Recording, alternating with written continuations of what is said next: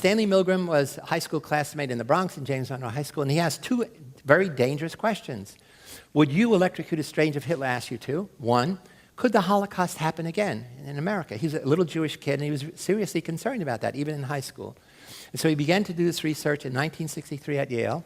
And before we quickly go through his research, many of you know about it, but I think you don't know about it the way I'm going to present it. Why did he do this research? And especially given that we are in the Jewish Center here, I think it's really critical, because the research is clearly labeled as one of the most unethical of all until I did my Stanford prison study. And then I took that mantle away from him. But listen to the moral reason he did that study.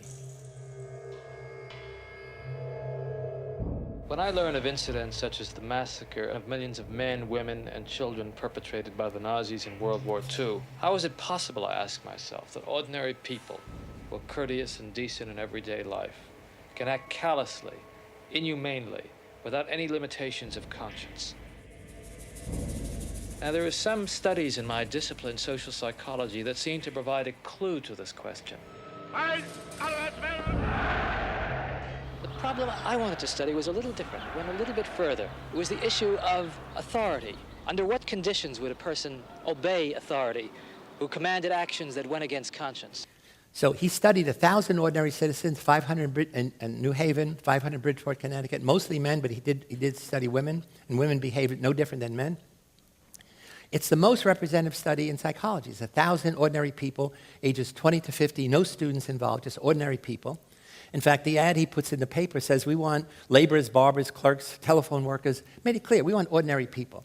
And when you get there, you're told he's interested in improving people's memory. So all evil begins with the ideology of something good, like our evil in Iraq and wherever we are is we're protecting national security. That's the same ideology that Hitler used, that dictators everywhere use. So one of you is going to be the learner, one is going to be the teacher. The teacher is actually the real subject, the learner is a Confederate. And you have the experiment in the lab coat who's going to give the orders. And every time he makes a mistake, you have to press a button that gives an electric shock. And you start at 15 volts. All evil begins with 15 volts. He doesn't even feel it. You press a button, nothing happens. But you're now on the path, the slippery slope, because it increases, 15, 30, 45. And suddenly, the guy starts screaming and yelling and wants to quit. And again, it's random. And down, when you get here, it says danger, severe shock, extreme shock, triple X. Would anyone go to 450 volts?